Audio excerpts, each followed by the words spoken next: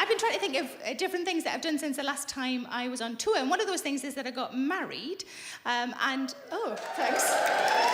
And there's obviously loads of things I love about my husband. I'll tell you a couple of them. One of the things I love about my husband is that one time, when he went food shopping, he came home with 18 tins of custard. Now, who doesn't love that? But I did question the amount. I said, why 18 tins? He said there was an offer on. He fucking loves a bargain.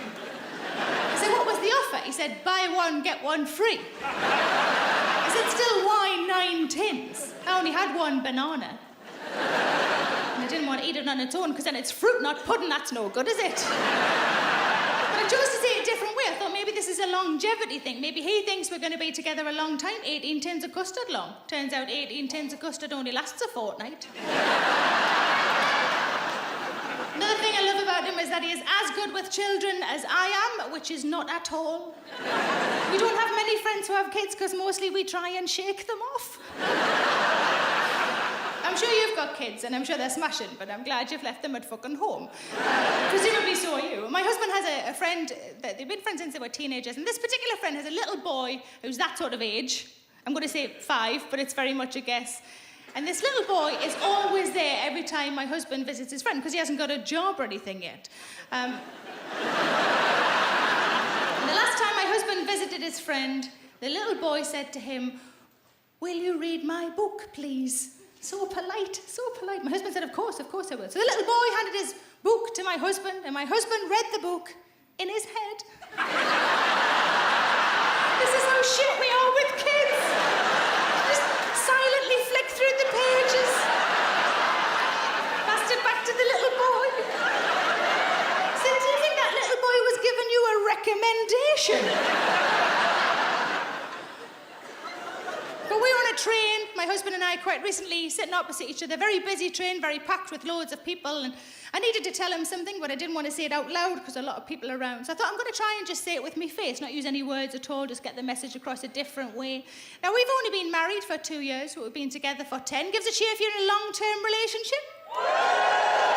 So you guys will know especially well that you can often get a message across with just your face, can't you? And I thought, that's what I'm going to do. Now, the thing I needed to tell him was that I was feeling a bit horny.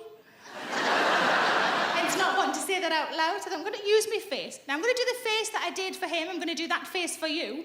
I've got a slight problem in that I haven't figured out how to make it work in as wide a room as this. So upstairs and at the back, you'll all be fine, but right on the edge here, you might struggle to say apologies in advance. But for the rest of you, this is the face that I did to my husband on a busy train to let him know that I was feeling a bit horny. This is the face.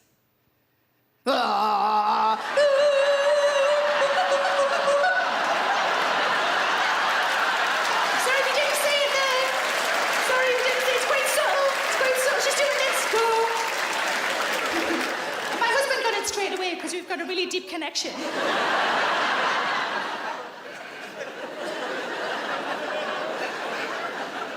But I read a survey that said that in heterosexual couples, men don't think that women initiate sex.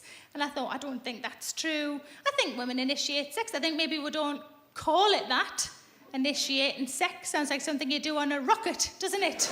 Initiating sex. 5, 4, 3, 2. I think women initiate sex. I think maybe men aren't always so good at picking up the signals. Maybe that's where the communication falls down. So a bloke would be like... Yeah, she was lying on the bed. She had her hair all sort of fanned out on the pillow. She had a tiny towel on so I could basically see everything. And she just put lipstick on, which is weird because she just got out of the bath. But I decided to initiate sex. 5, 4, 3... Can I just stop you there in the middle of a countdown, Flower? I started ages ago. You weren't even in the fucking room when I started. But you know that chat that you have sometimes before sex and occasionally during sex, that bit of chat? I think if you've been together a long time, that chat should come with terms and conditions attached, don't you think? So if you say something like, you can do whatever you want to me, what you really mean is, of the 4 things we normally do, we've already set. But interesting, don't you think, that there's often chat before and during sex, but very little chat after sex? Just sort of, no-night, or like, I'm going to have a piss as soon as this thing flattens. That's it.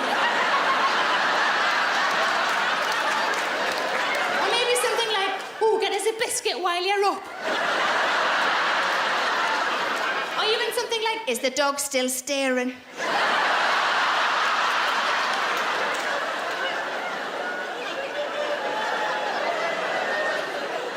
Something else I seem to have acquired that I would never buy for myself is sticks in a jar. Have you seen this? Sticks in a jar? Sticks in a jar? Does anybody know what the proper name is? Reed diffuser. A few of you shouted out at the same time. Thank you. If you don't know what it is, it's just a jar that has perfume in it. And the reeds or the sticks carry the perfume up, make the room smell nice. I didn't know any of this when this was given to me as a present. It reminded me quite a lot of the incense sticks that my friend had had when I visited her at university. So I nearly lit the fucking thing. I almost accidentally created a Joe Malone Molotov cocktail.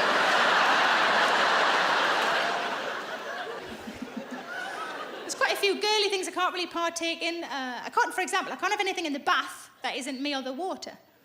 Can't have bath bombs, bath oil, bubble bath, bath salt, can't have any of those things. If I have any of those things, it makes down there raw. I mean both spellings, like R-A-W, sort of red and angry and shiny, and also just no.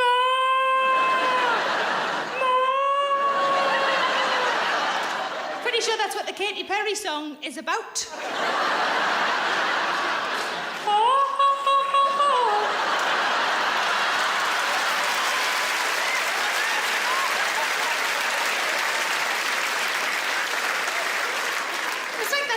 Joke, you know that old pub joke, you'll know this. Two monkeys in the bath, one of them goes, hoo, hoo, hoo, hoo, and the other one goes, oh, sorry, I forgot you had a really sensitive vagina. Do you know that one?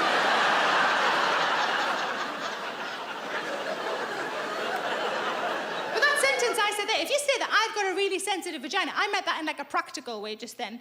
But you could also say that at kind of sexy time, couldn't you? You've got to be careful of those sentences that on paper look like the same thing. Here's another one, got to be careful. I'm not wearing any knickers. Because I've got a touch of thrush and I'm trying to get a bit of air round.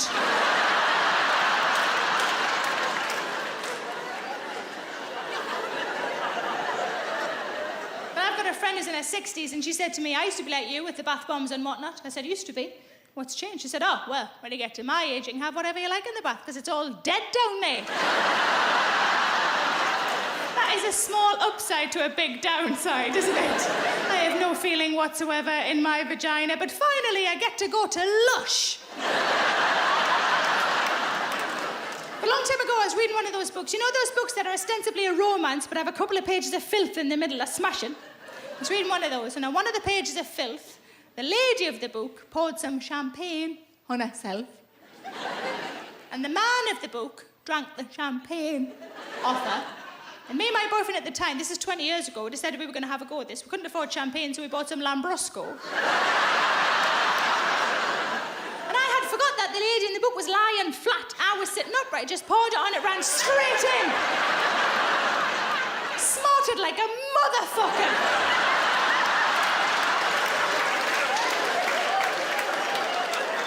I told that story to a friend of mine recently, and she said, is that why you don't drink? No, not once when somebody's asked me why don't I drink have I answered because it hurts me fanny. Ah, you're doing it wrong then. You don't have to take the cork out like that. It was a screw cap. Imagine the skills I need for a screw cap.